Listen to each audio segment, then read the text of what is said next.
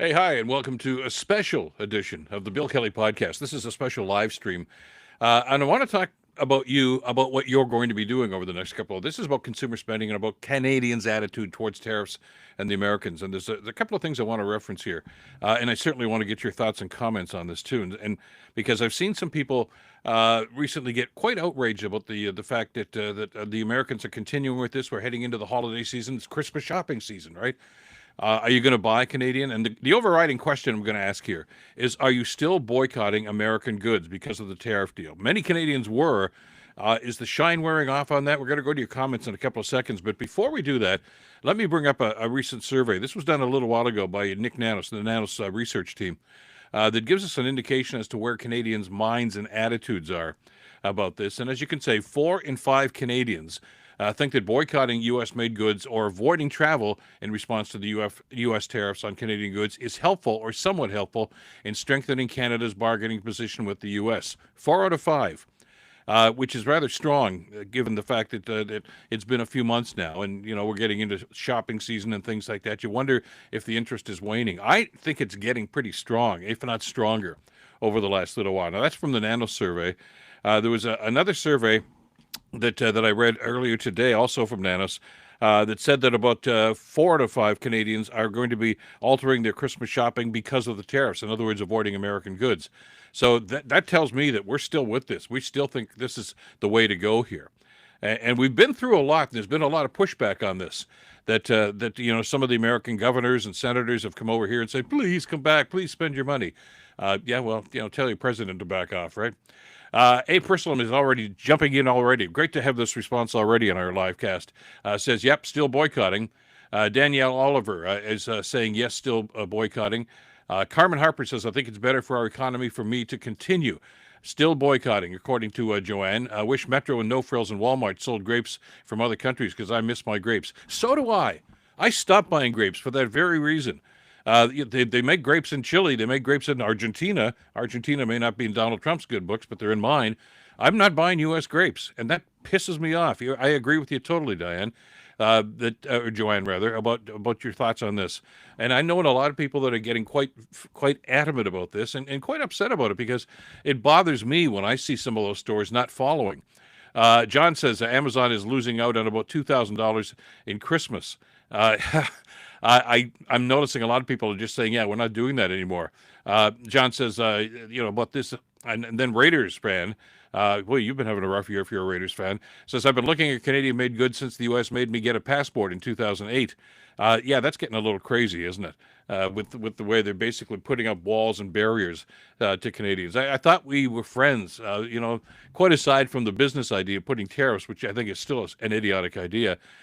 Trump just doesn't like people, and he doesn't like Canadians, obviously. Amazon losing out, we mentioned that one. David from Toronto says, same here, I love my grapes. I don't love my American grapes, though, right, David? I think we're on the same page about that. And we're starting to do that with other products. And here in Ontario, we've seen that happen an awful lot with Premier Doug Ford, of course, taking all the American liquor, beer, spirits, and wine off the shelves at the LCBO, the Liquor Control Board. And there's another chapter to that I'm going to get to in just a couple of seconds. And let's do that now. Let's bring that up because the controversy over the last couple of weeks has to do with Crown Royal, an iconic Canadian whiskey, right? And Diageo, which of course is the parent company, announced a while ago that it's going to close the Crown Royal bottling plant in Amherstburg. That's just outside of Windsor. The workers have reached a final deal. They're going to get their payoffs, etc. Because Diageo says, we're not changing our minds. We're shutting the plant down. We're still Canadian. We still mash it in here. It doesn't matter. They're causing Canadian jobs. And now there's a boycott. This is another one. I just saw this on Reddit. These are Crown Royal bus shelter ads. Now, we're seeing those in the Hamilton area. I'm told that they're all over Ontario right now. I have not seen Crown Royal advertised to this extent in the past. So clearly somebody said, look, we better ramp it up here. It's kind of a goodwill gesture to say, hey, we're still Canadian. I don't know that people are buying it. Aged and distilled in Canada since 1939. Let me show you, just before we get to some of the other comments here. This is a counter advertisement that I saw just yesterday.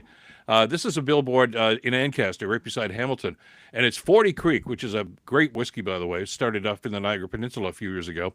And here's their sign. It says, we're not royal, but we are loyal. Now, that's a direct smack in the face to Crown Royal. I think it was genius. Whoever in the 40 Creek Advertising Agency, whoever came up with this idea, thumbs up. What a great idea. It really kind of nails it. We're not royal, obviously a shot at Crown Royal, but we are loyal. In other words, we're Canadian. We're staying right here where we are. And I think that's the feeling a lot of Canadians have these days. What a great idea. Sassy Senior says, still boycotting here in Nova Scotia. I wish most grocery stores were with us. It makes buying some items no longer as options. And that's difficult. I mean, we've had to make tough choices like that, about things that we might have purchased in the past and we're just not going to because they're American. But I think, we're trying. We're trying to be adamant about this, and we're looking for, I think, some support from some of the grocery stores themselves. Sean Worthington says, still boycotting. Rarely is it much of an inconvenience. While I ate fairly healthy before all this, I'm eating healthier now. But, you can't, you've got to even check that. You even go to get produce, lettuce and celery and things like that, product of America. I don't buy it. We don't buy it in our household. That's it.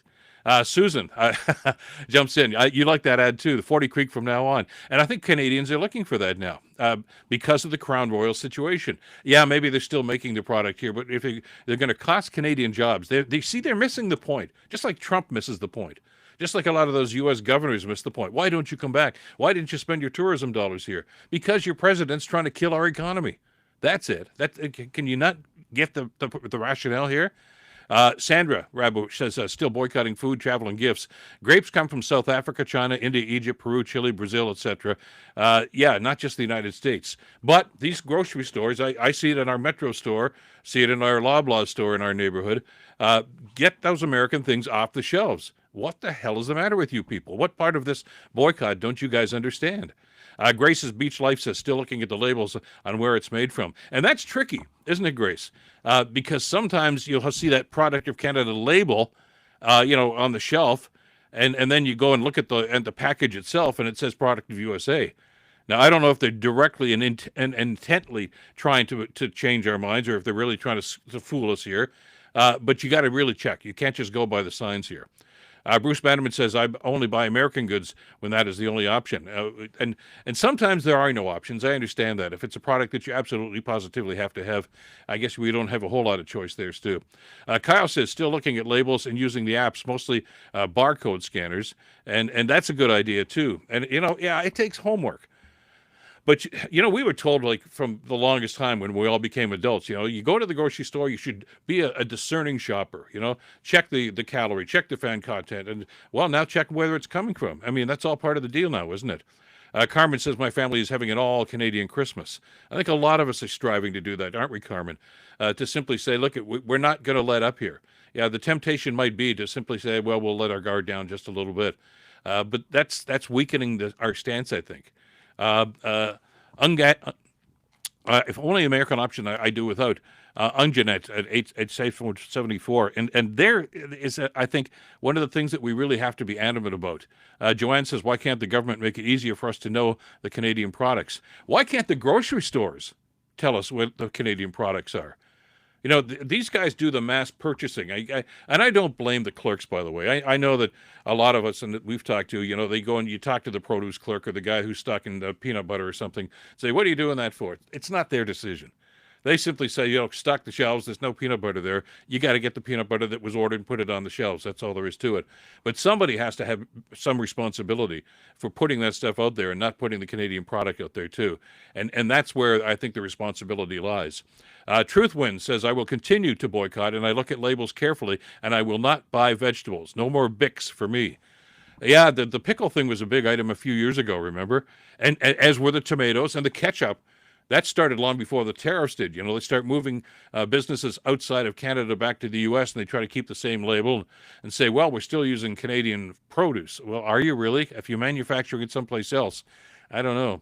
Hey, River Dog, thanks for being with us today. Still boycotting U.S. products, doing some renovations, and refuse to buy anything made in the USA. It can be tricky, but it's the principle. As a matter of fact, River Dog, check out our latest podcast. We just dropped it earlier today. A number of American institutions, including the Home Builders Association, the guys that build homes, are pleading with the president right now to drop the tariffs on softwood lumber because they say it's the best lumber. We want to build lots of quality homes. We need Canadian lumber. And those are the Americans telling Trump that.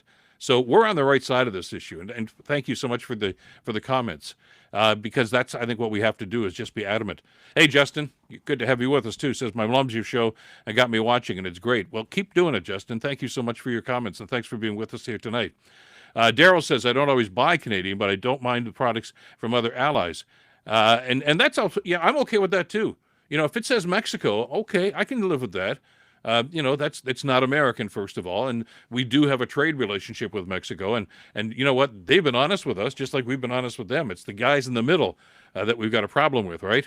That's what it comes down to. Richard Bonner says, yep, would not give them the time of day. Come on, Sweden, give me some Da Gripen. What a deal. Yeah, man, maybe we're going to buy our fighter jets from those guys, and well, we already get our IKEA furniture from them, don't we? So, you know, there are relationships there that the Prime Minister has always said we need to enhance those and we need to build on those. And I think we're still on board with whether it's whiskey or whatever else we're talking about here. Where are we going here? Jaycon. Hi, Jaycon. Thanks for being with us. I wouldn't buy U.S. greens anyhow due to E. coli. Grow my own inside. Yeah, we don't always have that option, but they're right. And there's an interesting point about that. Whether we're talking about dairy products, because there are still some U.S. dairy products that come across through trade, or the meat, produce, whatever it is, they have different standards, okay? And that's something we need to be cognizant of. Different kinds of inspections, and in some cases, there are no inspections because of some of the cutbacks the Trump administration has made. Be careful what you buy with the U.S. label, because the food quality may not be as good as you want it to be. David says, I'm okay with other allies. They support us and we support them. Absolutely. Absolutely. I have no problem at all with that. As I say, in the springtime, I love grapes. I love the green grapes, you know, the seedless ones. You know, they were from Venezuela, I think, initially, and Chile. That's good. I bought tons of them. As soon as they dropped those, and I don't know why they dropped them, lots of other places in North America or South America that make grapes, that grow grapes, all of a sudden they want U.S. produce. And I'm not buying it. And I think a lot of Canadians feel the same way about it. So, yeah, we got to be strong about this. We're going, hey, Daryl, apparently we are shipping more aluminum to the EU and less to the USA, 100% behind that. By the way, that's another company. The steel and aluminum industry, the steel industry, and the building industry down in the States also have written letters to Donald Trump and saying, drop the tariffs. We need Canadian steel. We need Canadian aluminum. These are the people that use it. These are the American companies that are now pleading with the Trump administration to drop the tariffs because it's hurting their business. See, we got to stick with this. And that's why it's so important that we stay with the boycott and be strong and make the point that you know, this is where we are. This is what we're all about. Every other administration has always respected Canada and the contribution we make. I don't know why this guy won't. Kiloquanta says, would love it if the autos could fully decouple from the U.S. Greater competition. Would be lovely. Maybe relief from Southern Ontario for the big three. They've not helped our people in Ontario manufacturing.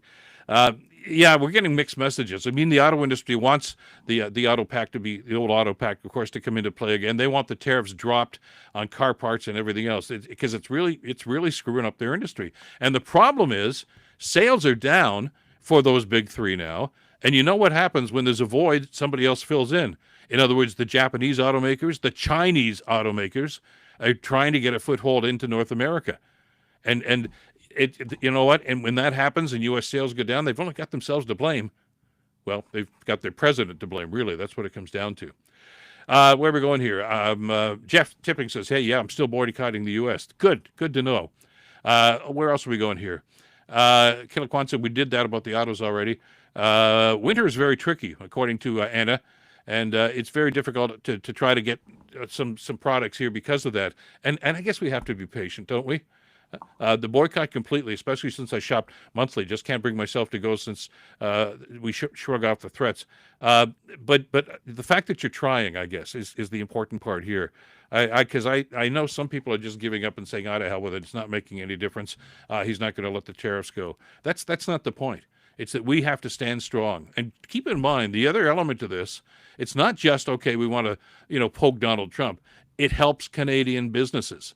It helps Canadian farmers. It helps Canadian manufacturers if we buy Canadian. And I know we've always said, yeah, we should do that and support the locals. Don't go across the border shopping, stay here. Those are all small businesses. That's all important stuff. And that's the side of this I think that we really have to concentrate on. Tony says, I canceled Amazon in January and my credit card is down $5,000. Boy, you were an active shopper, weren't you? Yeah, there can be a net benefit to that, can't they? Ungaganu says, according to the military magazine channel today, the ones evaluating the F-35 and Gripen comparison have skewed the reports to favor the F-35. They're bought and paid for by the U.S. Yeah, just like the former Canadian general that said you got to buy the F-35s. Yes, he flew for Canadian Air Force, and God bless him for his service, but he's been a consultant for the Americans ever since then. So, of course, he's going to be biased. So watch what you read and don't just take it at face value. And of course, the Prime Minister knows all this, and hopefully he's going to make the right decision for Canadians too. Where are we going here? Buy Canadian-built cars. JCon says absolutely do that, and it can be difficult. But I know somebody that was in the market. They prefer the higher-end cars. Said nope, no Cadillacs, nope, because most of those things, if not all of them, especially when it comes to some of the GM and Fords, are all being manufactured south of the border. Not all of them, but a lot of them are now.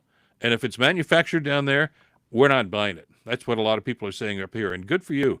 It's difficult. Maybe you have to give up something that, hey, I really like such and such a brand of car, or the SUV, whatever the case might be, but just don't do it until we get some relief here and we get some respect from the U.S. administration. And that's really what it comes down to. Writers fan says, I live in Windsor, and Leamington has a lot of greenhouses. They grow a lot of local produce. Absolutely. And those are Canadian produce goods that we can use here. But the difference here, and the thing that I just mentioned a couple of minutes ago that I think is so important, is the grocery stores have to be on side. They're the ones that order the stuff, unless you want to drive down to Leamington every week to get your produce, and we can't do that. The grocery stores have got to step up here. And I know that they've had a bad rap, and I think a lot of it's justified over the last couple of years. So, fixing prices and the bread fiasco and everything else. It's time for you guys to step up. Now, if you're truly Canadian, whether you're Metro, whether you're, Loblaws, whatever the case might be, hey, Weston family, start waving the Canadian flag. How about that, okay? And make sure that all of your affiliate stores are on side with this. I don't hear the Westons talking about that. This is a chance for them to really, I think, score some good publicity and saying, yeah, we're with you guys. In the absence of that, silence is compliance as far as I'm concerned. And I can tell that by the number of Americans' goods that they're still stocking all the time in all their stores, whether it's produce or groceries or anything else. Robert says, still boycotting everything in American. Good for you. Chris says, I choose to support my fellow Canadians and doing that by buying Canadian only. So here's the story that we were just talking about. Canada's Boycott American movement is hurting innocent bystanders. No, I get that, okay? And I'm not going to be trite here and say, well, there's collateral damage in situations like this. But the problem here is that, yes, people are going to be injured by this. Virginia Distillery, Gareth Moore, he's the CEO there, was bullish on the company's American single malt whiskey sales north of the border when they kicked off 2025. But then the demand crashed as the centuries-long friendship between the United States and Canada broke down and bruised feelings over tariffs, Donald Trump's threat to make Canada the 51st state. So he goes on to say, we were looking to triple the business. Instead, it's collapsed to zero. Moore told CNN in a phone interview, it was almost like suddenly the whiskey didn't taste good because of where it's from. That's not the point. Okay, and again, Mr. Moore and everybody else that's complaining about the Canadian boycotts on whiskey, wine, whatever the case might be, talk to your president then. None of this was happening. We had a deal. We had a free trade deal. And we had a great flow of goods back and forth, and it was you were winning, we were winning. It was great until Trump steps in all of a sudden with this idiotic tariff thing and just arbitrarily imposing tariffs for whatever reason, and it's hurting Canadian business. You're losing business? How about I read the long list of Canadian businesses that have been hit by this? Algoma Steel, a major steelmaker in Ontario, in the province of Ontario, Mr. Distiller, just had to lay off 1,000 people again today. Today, 1,000 people this close to Christmas saying, sorry, guys, no paychecks, no jobs. And that's because of these idiotic tariffs from Donald Trump. So don't cry me a river that you're not selling your booze up here, okay? You can sell that as soon as you get president. You get rid of him or get rid of the tariffs, one or the other. It's that simple. And I heard Howard Lutnick, who's one of Trump's acolytes, the other day, saying that I don't know why Canadians are doing this. They're really hurting our distillers and our winemakers because your boss is killing our economy. He is purposely killing our economy. Do you think we're going to stand by and let that happen? Do you think we're simply going to say, yeah, oh, sure, I didn't mean to offend you, Mr. Trump, but, yeah, please put the tariffs on. It's only fair. No, it's not fair. The whole idea of trade deals, and this is going on all over the world, and it's one of the reasons why we had a trade deal, why we had a free trade deal with the United States, and the Kuzma deal, which is still in place now, at least for another year anyway, was because it's mutually beneficial. And one of the purposes of trade deals is to eliminate tariffs so that you and me as customers and the people that manufacture these goods, the people that transport these goods, don't have additional costs because they just pass those on to us, right? Right, Daryl? He writes in now, says, why do we import steel when we make it ourselves? Good question. Something the Prime Minister Carney asked the steel industry when all this stuff started a couple of months ago. And it's something that we have to get our heads around. You're absolutely right. And I know that he's now has a Buy Canadian policy with government projects. You're going to rebuild the port in Churchill, Manitoba. You're going to build the port in Montreal. You're going to start building big, tall, strong buildings, etc. Use Canadian steel. You're going to build a pipeline. Use Canadian steel because they haven't always done that. And the Americans who are in that industry, who are building pipelines and building tall buildings, they want Canadian steel. They want Canadian aluminum because they say it's higher quality. And if you're going to build something that you want to last, you want the best quality. Well, that's Canada. You want lumber? Softwood lumber from Canada is the best quality product, better than the American. Sorry, Mr. Trump, but that's the reality. The industry knows it, and they're hurting because of his tariffs. John says that Trump is trying to weaken our economy in the hopes Canada breaks and begs to be the 51st state. Well, as our Prime Minister said, not going to happen. Okay? Not going to happen. I was going to say don't hold your breath, but maybe, Mr. Trump, hold your breath, okay, until it happens, because it's not going to happen. And that's the message we have to get across. And many American politicians and many people in American business, they get it. The job now is up to you. You go and convince your president to back off. That's really what it comes down to. Thomas says, thanks, everyone, for coming to the live chat. And thank you for it, too, because this is, I think, an opportunity that we rarely get here, is to simply have a platform and say, hey, what's going on? What's on your mind? What do you think about this idea? You talk about it around the kitchen table, and hey, how's this going? What are the neighbors doing? And I love the opportunity for us to simply open this up and let you talk about what you're doing, okay? Blue State says, we don't have to bankroll our competition. Let me roll that one back again. And that's really what it comes down to, I think. That the issue with Canadian steel use in Canada is we have neglected investing in its innovation. By that, I mean industry. And I know that, and that's part of the problem. And part of the reason for that, by the way, is some of the steel makers, and more particularly here in Hamilton, where U.S. Steel owns Stelco for a number of years, they don't put money into it. You understand? They're not looking at futures. It's just trying to suck the industry dry. And thank God it's back to Canadian ownership now. And I get that. It's not necessarily complacency. It's who's going to be the owner, and do they have that vision, and do they have that patriotic attitude towards helping. Daryl says, I live in Alberta, so this chat is very encouraging for me. And so is the word out of Alberta, by the way, Daryl, about the talk about separation and all this, about sovereignty and blah, blah, blah, blah from Danielle Smith. The surveys we've seen out of there overwhelmingly say, no, Alberta wants to stay. They want a great deal for their province, just like Ontario wants a great deal for their province, etc. But, we're stronger together, as Prime Minister Carney says. And I think the overwhelming majority of Albertans feel the same way as you do, Daryl. And that's really encouraging, I think. Randy says, I continue my boycott, but I cave for the Vidalia onions. Okay. Well, everybody's got their weaknesses, I guess. Try to find a Canadian alternative or a Peruvian alternative. There's got to be something. And again, I go back to the grocery stores themselves. A user says, I'm still waiting for your average American to get why Canada is boycotting U.S. goods and travel, and it's not because of the exchange rate. It's about Canadian sovereignty and 51st state threats. Absolutely. And, it's not as if we haven't told them that. It's clear as day. They just, what? They're hearing us. They're not listening to us. And there's a difference. And of course, part of it is because everything gets filtered through the crazy man in the White House, and they just listen to him. I mean, this guy, whatever he says, millions and millions of Americans simply buy whatever he says. They know it's lies, but they buy it anyway because it's him. Blue State Champion says, American here. No way Canada adds 60,000 jobs plus 2 months in a row if the boycott buys and isn't working, especially in the face of Trump's tariffs. This is the problem here, okay? And I know that we saw some, I think, encouraging news about our economy, and our economy is actually on the upswing right now, despite the fact that all the experts were saying we were going to tank and go into a recession. No, it's just the opposite. It's growth. It's not magnificent. It's not huge, but it's growth, and that's a good idea. But that's because of what we're doing. The boycotts are hurting us. You know, when say Algoma Steel has to lay 1,000 people off today, other companies are laying people off or canceling shifts. That's because of the tariffs. That's hurting us. But you and me and Canadians all over this country are picking up the slack as best we can anyway, and saying, to hell with you, we're going to buy Canadian products. We're going to do what we can to stimulate the Canadian economy. We're going to make sure that if I'm going to buy Canadian clothing, Canadian products, Canadian food, that those are helping Canadian jobs. Those are helping people maintain their jobs. Steel is not something we can have a direct impact on, but the industry itself can, and the government can, and so can other businesses around here. That stop ordering the U.S. steel and start using the Canadian product. That's really what this comes down to. And yeah, it can be difficult sometimes, and it might be changing a policy that's been in place for years, and if not generations. Change it.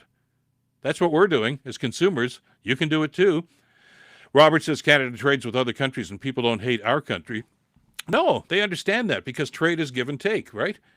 And it's mutually beneficial. That's why the Prime Minister has been talking about doing things with trading deals with the European Union, with Scandinavian countries, excuse me, and going on around the world. I got my water here.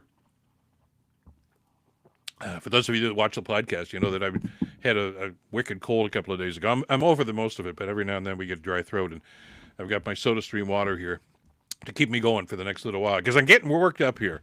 Canadians are supposed to be kind of laid back, and no, we're not anymore. It's time for us to just stand up and say, hell, we're not taking this crap from you anymore. Kate says Stellantis is hiring back 1,400 for a third shift in Windsor. Good news. Good to hear that. Mind you, the concern here, of course, is what they're doing in Brampton. Good for Windsor. That's a great opportunity for the people down there. But they had made a huge commitment to Brampton, and they've just simply backed out of it. And that's really hurtful to the Brampton economy. I know Mayor Brown and others are pretty pissed off about that. And we'll see how the government, when you break a contract, there's supposed to be repercussions. So, I think our Canadian government is looking at that and just finding out exactly what kind of penalties are going to be in place for that. Let me see here. Robert says, can't find a Canadian baking soda. There's got to be one someplace. And again, why can't they stock it? I can't believe that nobody makes that sort of thing. And why don't the markets actually start looking for it? Yes, it would take extra effort, but isn't it worth it? If the grocery stores are all on side with us, make the extra effort and make sure you get the Canadian product or anything other than American when it comes to things like produce. And that's really what it comes down to. We're being discerning shoppers. We're reading labels. We're saying, no, not that. I'm not getting something that's made in Kentucky. I want to get something that's made in Ontario or British Columbia. Why can't the grocery stores do that when they stock their shelves? Robin says, this is the first time in my memory that citizens have had a direct line on our economy. Boycotts do work. Sure they do. And we've seen that happen in the past. And you know what was interesting about this? And I've talked about this on the podcast. During the first Trump administration, that nightmare, we did exactly what we're doing now. And it worked because they dropped the tariffs, or at least dropped them significantly anyway. Because back then, Trump and his minions listened to the senators and to the business people that said, stop this, you're hurting us too. He's not listening anymore. I don't think Donald Trump gives a damn about I know he doesn't give a damn about the Canadian economy. I don't think he cares about the American economy. Everything that this guy has done since he came back into the White House almost a year ago now has been to line his own pockets. That's all he cares about. He doesn't care if Midwestern farmers are going dry and giving up their farms. He doesn't care if the auto industry is hurting. He doesn't give a damn about that. He doesn't care if millions of people lose their health care. He just doesn't care. He likes it, though, when he and his billionaire buddies can line their pockets with Bitcoin or whatever. Trip over to Saudi Arabia a couple of weeks ago. He's holding hands with the guy who killed Khashoggi. He's his best buddy now. That was all about making a deal for Trump. That was all about making a deal for the Trump family so they could invest there. And the same thing with this so-called peace deal that he's trying to work here with Ukraine is not unlike the one that he tried to work with Gaza. And part of those deals, part of the Trump solution, and I'll use that term loosely, has always been that the U.S. will actually work during the rebuilding of these areas. Well, that's so he can make more money. It's all about money for Trump. He doesn't give a damn. And Americans had better wake up to that, because he's not looking after their best interests. And because of that, they're hurting. And because they're hurting, we're hurting. And it's all because of that guy in the White House. It really comes down to them. That's ground zero. Where else are we going here? Yehweh says, in 2018, the same crap happened. So many people forget or never knew that we were called a national security threat to screw up the free trade agreement. No damages were awarded. Yeah, and that's another one of the phrases, isn't it, that he throws around. Oh, it's a national security threat. No, it's not. Trump is the national security threat, not the Canadian economy. He's the one that's breaking all the rules, and he's the one that's imposing these tariffs, and he's the one that's causing all the grief here. That's really what it comes down to. And I, like you, am sitting here every day wondering, when are the American people going to wake up? They're smart people, they're intelligent people, they're innovative people, yet they've fallen prey to this crazy guy in the White House. Where else are we going here? Doing and Campanine says, Seven Dory, I went without celery half this year. They were only U.S. on the shelf. Yeah, we did that too. If it's not Canadian, we're not buying it. That's all there is to it. And again, it's hurtful, but we have to be true to I think, the cause here as to what we're doing. Spider says Trump is president for his personal status, wealth, staying out of jail, and paying his legal bills and judgments. Absolutely. Malcolm says, I haven't bought any fighter jets yet in the last year. Well, and I bet you were tempted, weren't you? But the fact of the matter is we've had governments in the past, whether it's municipal, federal, provincial, here in this country, encouraging us to always buy Canadian. And it frustrates me, and I'm sure it frustrates you too, when all of a sudden we see that, well, the governments themselves aren't even following that policy. Well, according to Prime Minister Carney, that's changing. And the federal government is changing. Hopefully the provincial governments are doing the same sort of thing now. We got to look after ourselves here. Robin says Trump's motive is revenge. He's all about revenge and what he can do to destroy America. Yeah, I mentioned this on the podcast earlier today, the one that we dropped just a couple of hours ago. How much of an influence does Putin have over Trump? Significant. We know that. There was nothing Vladimir Putin would love more than to see the U.S. economy crash. And Trump's going to have a safe landing no matter what, because he's Putin's boy in Washington. So, if the whole U.S. economy craters and falls apart, Trump just hops on a plane to Moscow. He's probably already got a place already lined up for him there. Dory says, I'm so proud of PM Carney and the hard work that he is doing. I think a lot of Canadians are getting a lot more respect for the Prime Minister when they see just how he is handling the issues. And more importantly, how the world is viewing Canada now as a leader in this direction, and viewing Mark Carney as one of the strong voices. For generations, really, for probably 100 years now, at least, if not more, the Americans have been the powerful voice, right? The strongest in NATO, the strongest in the G7. They were the big dog. Trump doesn't want to play that card anymore. As a matter of fact, he's more associated with Putin than he is with the G7 and with democratic societies. Somebody's got to pick up that slack. And Mark Carney apparently is ready to pick up that mantle. I mean, look, with Macron and others, there's going to be others involved. Of course, there has to be. But I'm proud to see our Prime Minister stepping up and not only doing what he thinks is the right thing, but gaining the respect of other world leaders for doing that. That's a very important aspect of this. Blue State Champion says it all makes sense when you realize that Trump is really just a Russian asset. And that's something that I've seen so many different times on social media. I just wish the people in Congress and in the Senate would understand that too. Where are we going here? Robert says, I think I'm going to have a look at this. Bill says, I would be great to have a lot more fun with multi-floor hydroponic farms, for commercial sale. Lower transportation costs to the stores, and the food would be fresher. And Bill, it's a good point. You know what it is? It's all about us reimagining how we do business and changing. And if we become too reliant on the United States, for instance, for too many of these products, how can we change that?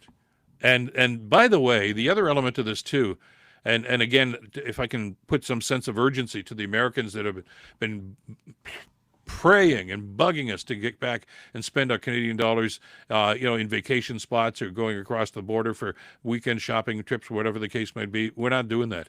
But here's the thing. Even if Trump were to stop, or even if Trump were to lose or get booted out of office in another 3 years, the Canadians already changed their attitude toward the Americans. It's going to take a lot of convincing for us to trust Americans again, at least on the political level. And I'm still friends. I still have relatives. I still have friends, that live and work in America. Great people. It's not them we're talking about. It's the people that make the decisions. It's the power brokers.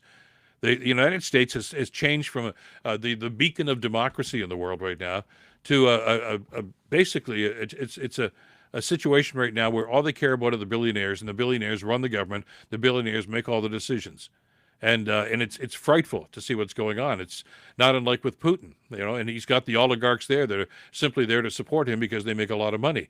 Well, the oligarchs in the United States are Jeff Bezos, they're Zuckerberg, they're Elon Musk. They're the oligarchs here that are supporting Trump because he's making even more money for them. I mean, how much money do you need? But these guys are stinking filthy rich already. But when you've got more, you want more, you want more.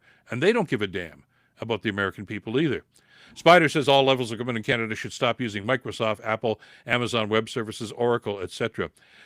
That's a discussion that I guess needs to be had and talk about different options and where we can go. It's a matter of changing mindsets, I guess, and seeing just where the other options are. And it's not going to be easy, but I think it's something that we do have to try to do. Susan says, I went to Metro to buy sweet potato and told them no, they're from the USA.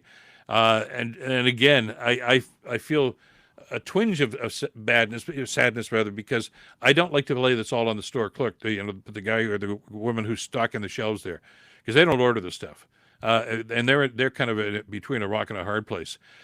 Went to the independent store there, Canada sweet potatoes. You see, they do have them. It's a matter of, well, are you going to order them? Are you going to put those on the shelves? Well, Loblaws, well, Metro, well, Sobeys, what are you going to do about this? Because you're the one that's dropping the ball right now.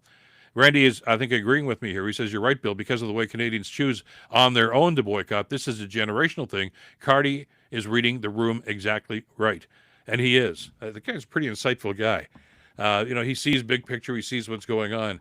And he realizes, rightly so, that you're not going to get anything, not from Donald Trump or anybody else, by sitting there and pounding on the desk and yelling and screaming. That it takes thoughtful, strategic approaches to this, which is what he's doing. And as long as this pushback that's starting to happen in the States now from American corporations, that maybe these tariffs are really injuring them too, we're going to have allies. I mean, all of a sudden, these people that were the ones that were benefiting, or they thought they were benefiting from these tariffs, are really starting to realize now that my business is caving, and they're the ones that are going to put pressure on Trump. Mark Carney is probably not going to get Donald Trump to drop tariffs. And neither is Macron in France, neither is anybody else. It's the rich people, it's the money that talks. That's all Trump listens to. And when the money, and it's not just Bezos and Zuckerberg, there's a lot of other millionaires and billionaires that are going to be impacted by this. As soon as they start saying, okay, we got to change tactics here, he'll listen, because money talks to Donald Trump. And in the meantime, we have to stay strong, because as long as we put the pressure on those manufacturers and on those construction workers and those people that are needing Canadian products to do their business and to build what they want to build, as long as we put that pressure on them, then they're going to continue to put pressure on the president.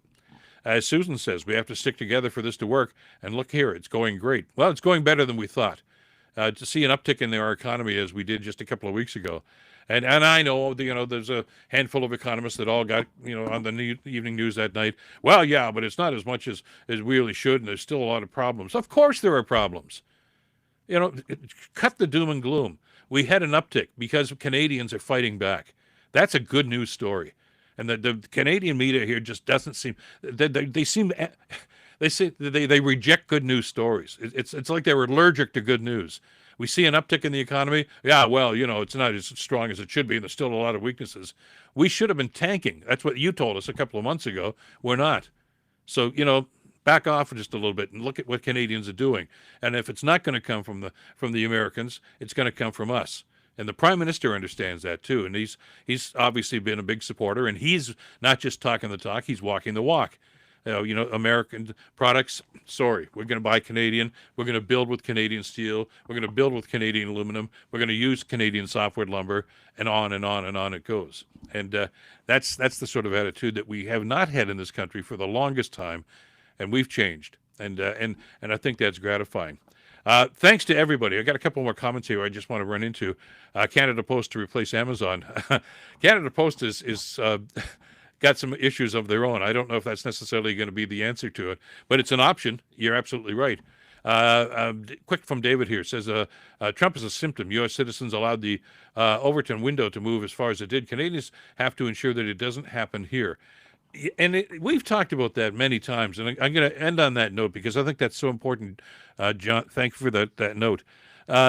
What happened there could happen here because there are Trump supporters, there are Maple MAGA people. Poilievre is one of them. Let's cut right to the quick here. And a lot of his acolytes and sycophants, they would love to see Trumpism and MAGA happening here in this country. And we can't allow that to happen. And if you think, oh, no, it'll be better here, give yourselves a shake. Come on. It's ruining the U.S. economy. It's ruining the U.S. population. It's ruining a once great nation. You read publications or listen to broadcasts from outside of North America. And we have that possibility now. We have that capability. We have access to that now because of the internet. And whether it's BBC, whether it's reading The Economist, whether it's other papers and other news sources from other parts of the world, they are all talking about the decay of the American empire. It's happening. It's not something that might happen. It's happening right before our eyes. And it's sad and it's tragic. And I don't know if they can stop it in time. That's a decision they're all going to have to make. But we're not, as sure as hell, not going to let the same thing happen in this country. And we've got to be adamant about that. And yes, we want that kind of leadership from our leaders, and we're getting it now, thankfully, from Prime Minister Carney and his team. But it's up to each and every one of us, too, okay? Brandy says, thanks, Bill. Appreciate you. Back at you. We appreciate everything that you guys are doing, too. I love doing these live streams because it really gives us this back and forth here. It's kind of reminding me of the old days of when I was doing talk radio. Just open the lines up and see what people are thinking. And we got from Brandy and Joe and everybody else calling in. And there's I think a real energy that's created there when we can have that direct dialogue. And we want to do this, and we are going to be doing this a lot more often because I get energized from it, and I hope you do too. And I think we also, in doing this, we're sending a strong message to our political leaders that, yeah, we're following you. We got your back. We're behind you on this because this is all about Canada. And yeah, maybe I do without celery for a couple of weeks, or maybe I'm not going to buy that Cadillac because it's made down in Kentucky as opposed to in Ontario. That's big deal. We'll get by. That's what we do. You have to learn to pivot, and we're doing all of that. Thank you to all of you for taking part. Thank you, Dave, for your $5 tip. I appreciate that. That'll buy my coffee tomorrow morning. And again, keep in touch and let us know about your thoughts. And if you've got some ideas about what we should do on some of these live streams, pop us a note and let us know, okay? That's it for this special edition of the Bill Kelly Podcast.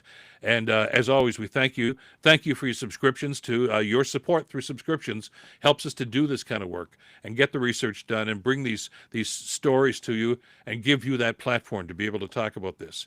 It's been a great session for us this time. I hope you enjoyed it as much as we did, too. Thanks to Madeline Kelly for the production. And until next time, I'm Bill Kelly. Stay in touch and stay in